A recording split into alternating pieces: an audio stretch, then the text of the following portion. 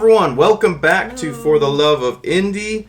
We are talking about Toronto this episode, and maybe we'll do a little bit of Laguna Seca prep at the end, but yeah, hopefully this one's a little bit shorter, sweeter, because even though the race this year in Toronto once again delivered.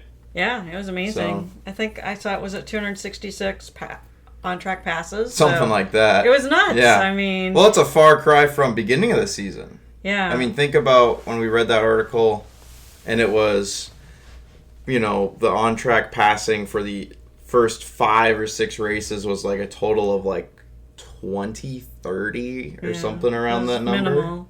And that's weird too, because St. Pete is a road course, and you'd think there'd be a lot more happening with road courses. So something's been changed with that car, but this was easily the best race that we've gotten from 2025. Yeah. There's rumors that Toronto's going away, and everyone's like, no, you have to keep this because it's so amazing. I think there's some kind of a fair or some kind of a big event happening for the timeline for next year, so they don't know if they can make it happen because of that. But yeah, I think it'd be devastating to remove this circuit. I think it's just... Every year is an unpredictable, interesting, hectic race, and it hasn't failed to deliver every time we've watched Toronto. Yeah. And this year was definitely the same, where it was just like, wow, like, this is IndyCar racing. And it was nail-biter till the end, too. I mean, we were thinking, is Herta going to get up from 4th to 3rd? And he had that opportunity at the end, and then it was blown because of a yellow. So... you're just like kind of on the edge of your seat the whole race. It's crazy. Well, and it just seemed like it's just a race that you couldn't... Strategy was just kind of all up in the air. Yeah, there was a lot of different strategies. There was so many different ideas, and it was kind of interesting to see that almost the most unconventional strategies from what you would have guessed from the beginning were the winning strategies for podiums, and you're just like... How did that happen? I mean, you had people... Well, do we go into quali first? Or I think we can just go into quali, sure. All right. Though I don't remember it super well. It's been about a week, but... quali, we got Colton Herta with P1. Colton Herta is back. Yay, that was one of our happy goals, and we're excited about that. Yeah, and it was dominant. It was like 58... Or he dropped like a 59.8, and the next... I think Polo was in that like a 1:0... a 1 minute something. So, I mean, it was like, it was a healthy margin between 1 and 2. Yeah, and then we had Kirkwood up there, and so it was this idea of, Andretti is kind of towards the top. They were doing really well in all their practices as well. So it was just like, oh, good, we're going to get, another hot Andretti race. So that's kind of like what I was queued up for. I don't know about you. Yeah, I think and then VK was in the top 10, too. We were excited about that. Yeah, I was hoping he could get a fast 6. And it was close. Yeah. It was super close. Watching quali was actually kind of entertaining just to see how well he was doing. Yeah. And, but he puts it at 9, which is just like, oh, we're actually starting kind of high now instead of at the back. So I know. Maybe there's something to happen there and go from that. But it was also nice. I noticed in quali they changed that even if the top 6. Now their names light up green if they're on a fast lap. Yeah, that was that really helps because when you see on the telemetry on the screen, you can see below the top 6, like if you're going into the top 6 or whatever, you can see it turning green or red. But then you never really knew with the people that were already up there, were they doing good or not? Right. And so they did over on the other side, kind of their numbers, or they just had the time and they had that turning green if they were going faster. So that actually really helped. It helped a lot, and I think we're dare I say close to perfection on quali for the broadcast in terms of what it's supposed to be. So at the very least, we've got good qualies now, which is nice. Yeah. In terms of the race that it brought, in terms of the broadcast for the race, pit stop timers, we got like once, and it was messy, and that was definitely a race where we needed those more. Right. And especially when Mid-Ohio was like up the right, I would say there was a decent amount of it. Right. We needed it in Toronto, and we've been moving backwards from the pit stop timer. Right. And that was a race where it would have been really, really nice. Especially given kind of how much the times actually made a difference in the end. So right, yeah, and I think when also, like, the tire strategy was big too, and they were trying to figure that out in practice and quali. Are the greens going to go way too fast, or are they going to be a good tire? Is it going to be like St. Pete at the beginning of the year, where they could barely last 5 laps, right. versus dump the green. Can you hang on to them for 15 laps or maybe even up to 20 laps? Are they going to make it that far? So that's where the strategy was interesting at the start of the race, was who is starting on greens and who is starting on hards. And then people that dumped them right away after 2 laps. That was another strategy that came into play that we hadn't really seen too much in previous races, where they just immediately dump the tires. Yeah, I think that's kind of been the goal, if possible, though, this year is, with these greens is, maybe they're not going 5 laps like they were in St. Pete, and they have a little bit more durability, but the durability is like an extra 5 laps. Right. So it's like, do you really want to run a tire for 10 laps? Right. And basically VK did on his first stint. Yeah, everyone else starts softs. Everyone else pretty much starts softs. Yeah. Everyone dumps them, and it's like, okay, all the Andretti's are on this strategy, so like this must be the winning strategy, is to dump all these things right away. Yeah. This makes the most sense. VK stays out on the greens, runs it to like lap 14, 15, which is kind of impressive. Yeah, like 14 and he didn't go in, and then it's like 15 he had to go in. Like his tires just were completely gone. Right, at that point. And this is a green flag stop now instead of yellow, which just seemed like such a terrible. Right, and he had the opportunity for yellows, earlier because McLaughlin went in, and then the tire bolt flew off from his back tire, and the tire went off, and so McLaughlin DNF, so he got a yellow. The Penske luck again returns. Yeah, and Penske. Oh my god! It's almost impressive how bad their luck is this season. It's really historic for sure. It's some kind of a karma. I don't know. It's a crazy karma that they're getting, because it just seems like at least one of their 3 drivers in the first 5 laps has some issue. Yeah. And then partial way through, at least the next driver goes out. And sometimes the third driver stays in, but sometimes the third driver goes out too. And you're just like, man, that team, that's just, if you're a Penske fan this year, you're probably very unhappy. It's got to be hard, but also it's like, welcome to like being the rest of us. Welcome to being Andretti fans. I know. Not Chip Ganassi fans, because obviously you get to, I guess, have good year, but Penske fans have had good years for a long time, and now it's like, yes, welcome to the Andretti / any backmarker team life. I feel like Red Bull fans are probably getting a little bit of that now too, after carrying with Max for many years, and now it's falling that's apart. kind of fading away, and that's kind of once again falling apart from the top bottom, where they're losing their top people, and Penske also with losing some of their main people. So it's interesting, some of the parallels when you compare the seasons. Well, it's racing, it seems to be very kind of cyclical. Yeah, it's very much like you have cycles of what good and bad, and we're definitely at that. But either way, getting back to VK's green stop, I was kind of like, this does not seem like a good idea, because to be fair, like Dale Coyne has mastered strategy this entire season, and like Renus is a fantastic driver. But we also have to give credit to the strategy, which has been almost every race top-notch from Dale Coyne Racing. Yeah. And this one is like what are you guys doing? Yeah, like, are you making a big mistake here? But once again, you don't know, and there were just so many yellows too. So. Right, and so it was able to actually kind of work out, which was nice, but we'll get to that.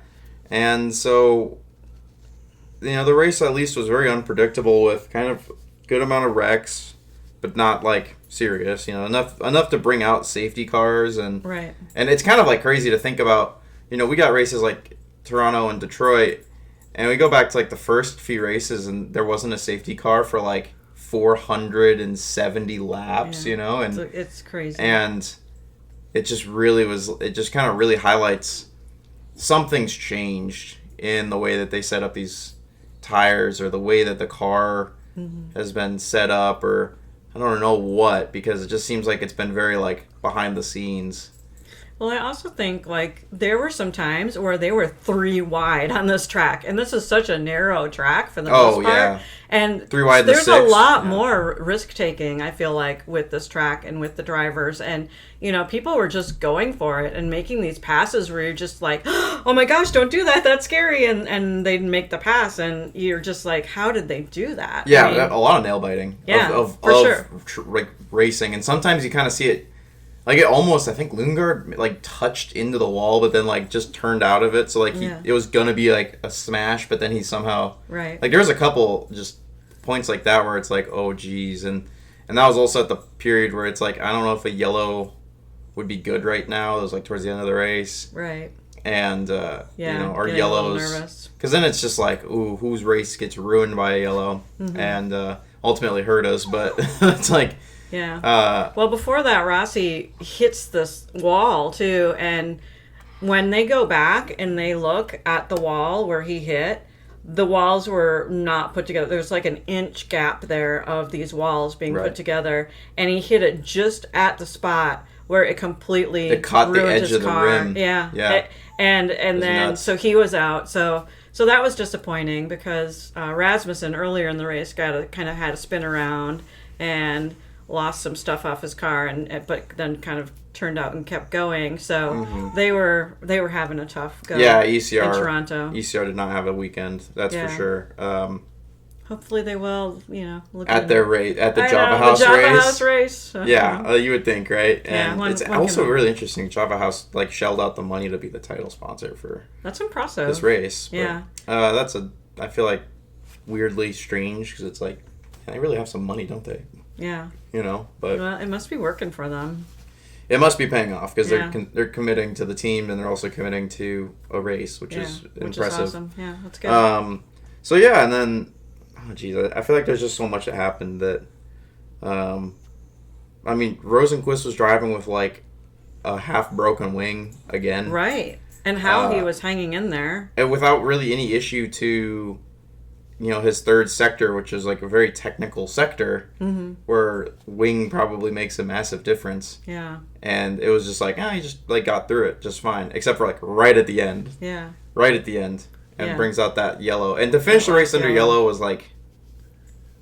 That's not ideal, right? And disappointing, especially like we said. Herta was in fourth, and he was so hard close charge. To pass. He was like 0.1 away from, like he was on Simpson's. He needed just one more lap. I think one more lap he would have had it for sure. Because it was like they were setting up in the last 2 turns. He's right on the back there.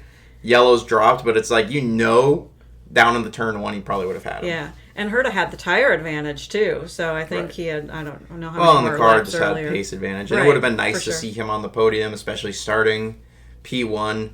Yeah. But the one thing about Andretti this weekend was like all 3 cars were fast. Yeah. Ericsson was fast this weekend. Did they finish 4, 5, 6? And they finished 4, 5, 6. Yeah. The consistency. That was great to see. Unbelievable. And Ericsson, I think, was really happy after this race because he had, this is one of his best races there for a long time. Probably for this. So. Yeah, the 500 doesn't really count anymore now, right? Yeah. So literally the last few races, this season, he just top 10s have not been the finishing spot for the 28. And whether that's just the car for some reason lacks setup, which is kind of crazy to me given the fact that how good Andretti is at certain tracks. Yeah. And then the 28 car is just not there. 27, 26, like Detroit dominating, 28. Yeah. No. Like, it was good to at least see all 3 finally kind of hit that mark. Right. And hit it so well and so consistently that they just landed 4, 5, 6. Yeah. But a good team effort.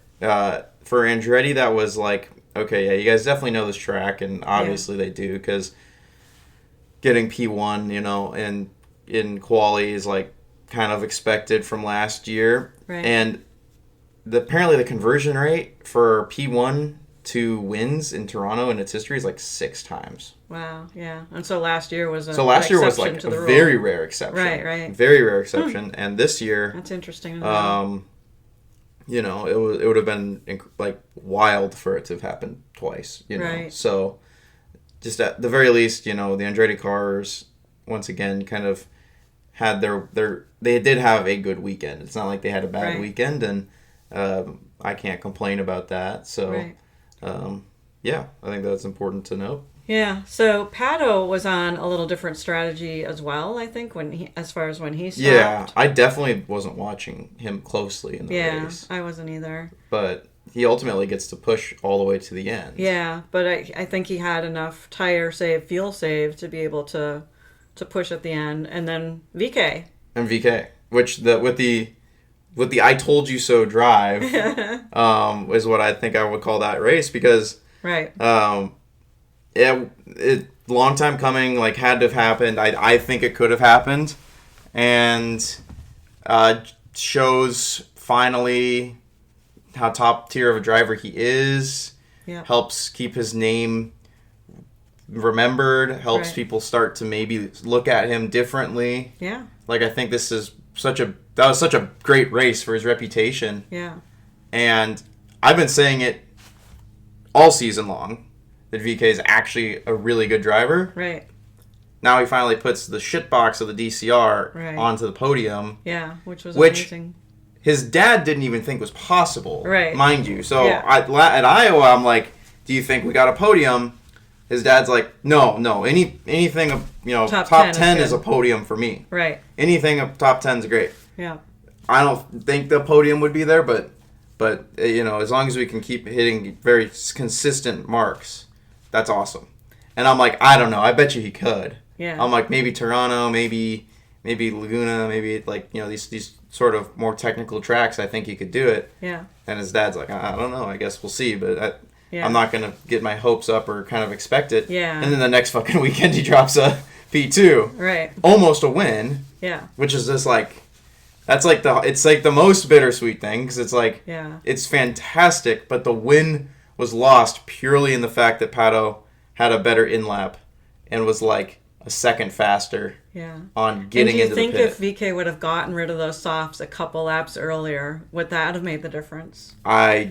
It's so hard to say. It's so hard to know. Right? I mean, it's like you were so close that to that little. There was just a miss somewhere in that strategy call, So and it looked like he was struggling to get pace out of the box. Right. When Pato's full push, it was just so close. It was so close, right.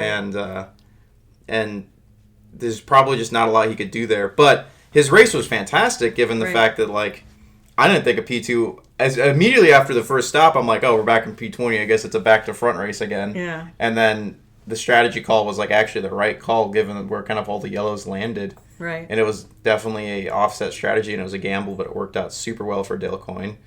And we also got to finally see kind of up close his ability to fuel save. Yeah. And he talked about that on off track after the fact, but with his driving engineer is like known for doing Chip really Ganassi, apparently. Really good fuel saving. Came from CGR and was able has told him, like, you got to hit these numbers under yellow. Apparently, is the big difference. Right. It's not fuel save under green; it's fuel save under yellow, which is what Dixon and Palou are doing. Yeah. And that's where. That's how they're able to last longer with their fuel and their and saving their tires too, I imagine. Yeah, and that's how they do it. And VK's like, well, I'm going to hit those numbers then. Yeah. And he does hit those numbers. And so VK, inherently has the exact same fuel saving level of, one of the greatest IndyCar drivers of all time, Scott Dixon, and one of the up and coming, probably greatest drivers of all time in Palou. Right.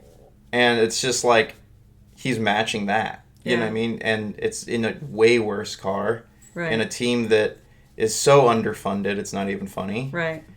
And it's kind of this perfect story of comeback and kind of redemption, and he needs this because now his name for the silly season and the off season is it's got to be top of the list, right?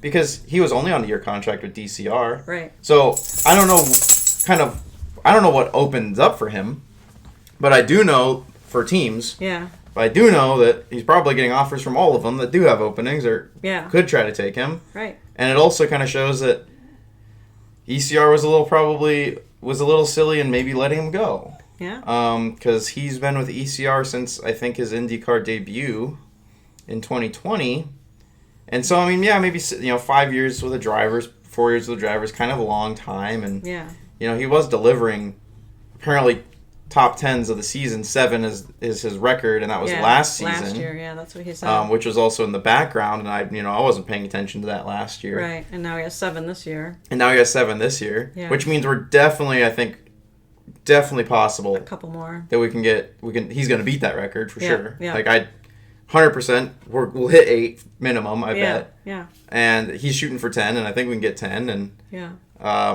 I think a podium's 100% attainable now again. Right. I think I would love to somehow see just Dale Coyne roll off in Laguna and just be lightning fast and somehow drop into the fast 6 and maybe have the strategy to win. Yeah. And it's just like, so I don't know. I call it the I told you so race because I've been telling everybody that VK is great this season. And I also told his dad that he'd get on the podium this season. Yeah. So it's kind of a little bit of a I told you so race. Yeah.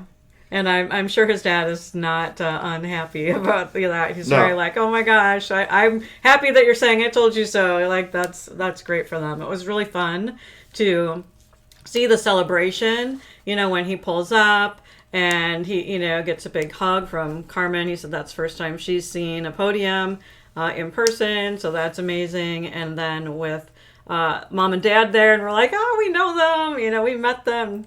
And so it was really fun to see them celebrating and being so happy. I don't know, like a little tear in my eye. And it was just like so sweet. It was so cool just like to be able to have met them last weekend. Yeah. And just talk with them, and then they get such great success in the weekend after, and it was just really good to see that, you know what I mean? Just a lot of like, very happy for these people. And VK's on the podcast tour right now too, so you can hear him on Hinch and Rossi, you can hear him on Connor Daly's podcast. We'd love to have him. He's making the round, so you can come on to our podcast. We should probably send him a DM. Yeah, see if he'll still come on to our podcast. That's the biggest supporter. We'd love to celebrate VK, so we're excited. And so many other drivers were excited for him too. I mean, he said this is a podiums for 60 races. Right. It took it's him been to get back. a long time. So to come back to a podium from 60 that's like races, 3 years because I mean it's about 20 races. It's 17. probably over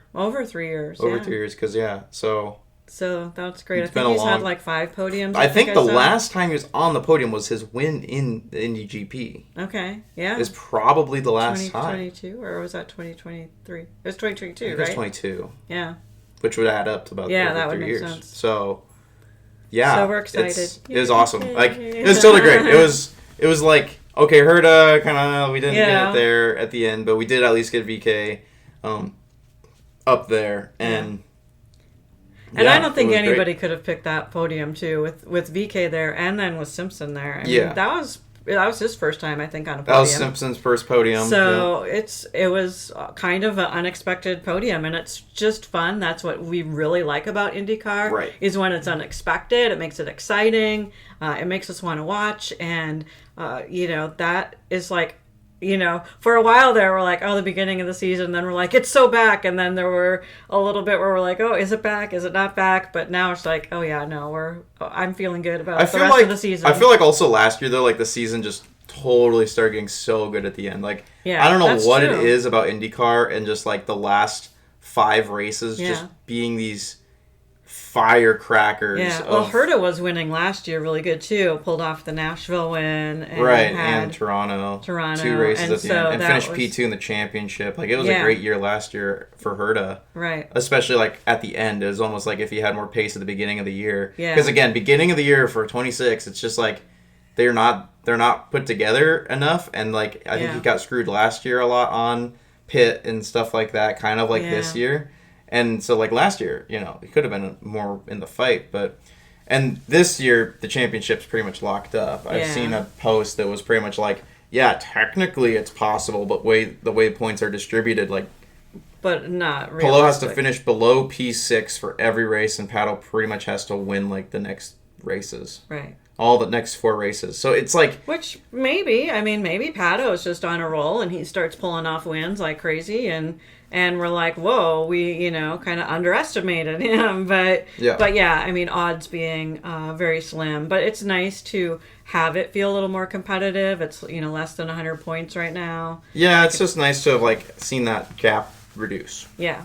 And at least someone's, to see a fight be brought to it a little bit. Yeah. Kirkwood also jumped back to P3. Yeah, which over is Dixon good. by 1 point. But hey. I think it would be nice to at least see Kirkwood finish in the top 3 of the overall championship. Right. That would be probably good for him, but also just good for Andretti to know. Yeah, good for the team. Andretti still has fast cars that can get into the top 3 each year of the championship. Yeah. Would be really good for them.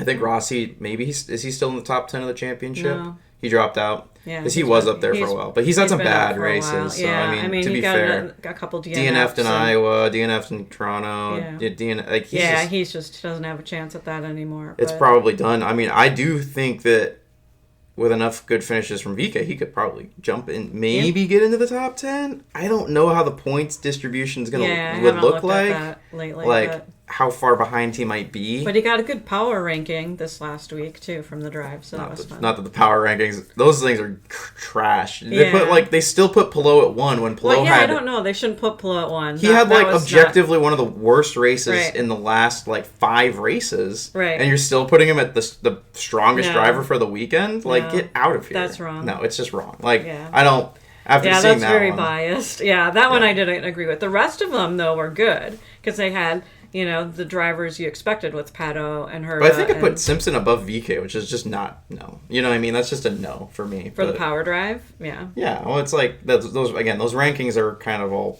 bogus, made up by NTT data, right? I mean, it's basically an AI software just saying, sure, I like this, and then they kind of try to claim it as something important, but it's the most made up. They do the power rankings in F1 too, and they're really bad. They're pretty bad, to be honest. Yeah. They're always really bad. It doesn't matter what series it is. It's same with the NTT predictions, but there also haven't been those in a while. Yeah, what was the prediction? I guess I don't remember. I don't remember seeing it. Race. I think they might be gone. I think we'd have to go back. Maybe they're doing so bad with their predictions, they're 0 for whatever, that they just stopped doing. Oh yeah, well, like I said, the prediction curse was real. So. Yeah. Except for one time, that it wasn't. But, yeah, it's definitely gone. And even for P1, because they were doing predictions for quali and for the race, right? And they would do quali, they do pole, and then they do the win. Yeah. And then they do the prediction on tire strategy. But I haven't seen that in a while, so I don't really know. Like I said, it's all kind of bogus anyway, so it doesn't really matter. And I think it only helps to maybe give you a rough idea of what could happen, but it doesn't really do anything more than that. Right. But all right, so let's move to our next race, which the Laguna Seca, which is the most iconic, the corkscrew, iconic track. Yeah. Just racing games, racing. Yeah. It's really history. Fun to watch. That that is such a roller coaster ride, and of any tracks to be able to go and ride on, I think that one would be just the most thrill seeking, just with the turns and. Well, yeah, it's just that corkscrew is such a wild drop, and you also see someone. There's you try to see someone always go for the overtake there, and then they go right off into the gravel because they overshoot it every time. There are so many times where people overshoot that and they hit that gravel. That's probably one of the most common yellows, I think. Or, in the past when they couldn't do the restart, they'd have to get the trucks over and jump them for the restart. So that is something that there is gravel traps. Yeah, when people mistake, it's not just to start your car up and keep going. Right. In Laguna, it's you're stuck. Yeah, which is on purpose, kind of too, though, because you can't. It's a safety thing. Yeah. So I think. It's just such an iconic track, just in terms of it's racing. So beautiful. And we have to go there sometime. It's just such a cool track. I'd love to see it. Yeah. Just purely for its history, more than anything. But also to see Indy cars on it would be really cool. Yeah. And it's just cool that they get to race at such an iconic track because I feel like a lot of iconic tracks have kind of been put on the waste side by IndyCar.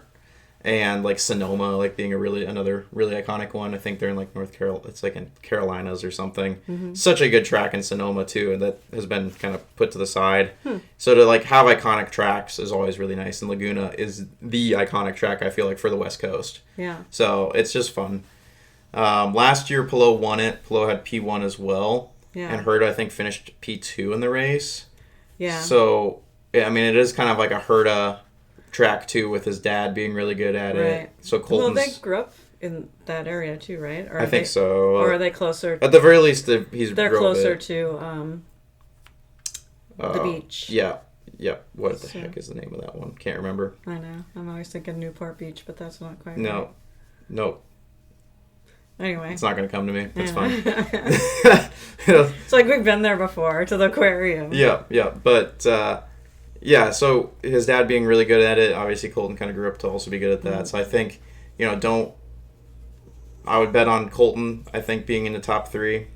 I think, let's say he has a good weekend, because it's kind of the end of the season. Colton is like a different animal. He is, it's yeah. Very he weird. Goes for it, and it's fun to see that. So, yeah, let's see him back on that podium. That would be great. Yeah, I think, given... I do not know how DCR does at this track, but I think VK's on a roll, and I'm going to put VK onto a podium. All right. My hopium. And I'm going to say, like, Colton wins. VK maybe comes with, like, a P2 again. And, like, Palou gets up there as well. Because I don't think Palou's going to have another bad weekend. As much as it would be nice to kind of see that car roll off and be slow. You know what I mean? And how does Pato do on this one, I wonder? I don't I don't know his history on the track, but I don't think it would... my guess is I think he does decent. I think he does decent. I don't think it's bad. I think you would definitely be good to put him in your Because it would be interesting to see the Palou-Pato fight, and to see Pato still getting more points. And so, yeah, we'll see. Yeah, but I'd say those are my top 3. Yeah, I'm just putting Palou up there because it's just... Betting against Palou is so crazy. Rare that it just doesn't But this last race, where did he even end up? He's like 13. Yeah. He had a bad race. Yeah. So, and that's fairly rare. And I think that was that strategy. I mean, I think at the very beginning of the race, Kirkwood passed. Oh, yeah. It was 100% a botch strategy for Dixon and Palou. Yeah. It was Chip Ganassi tried to run an extended stint right on the second time, and then I think a yellow came in and screwed it for him. Okay. Or I think a yellow didn't come in, and they had to pit under green or something like that. Okay. Like they just missed one of the yellows, took them out basically. Yeah.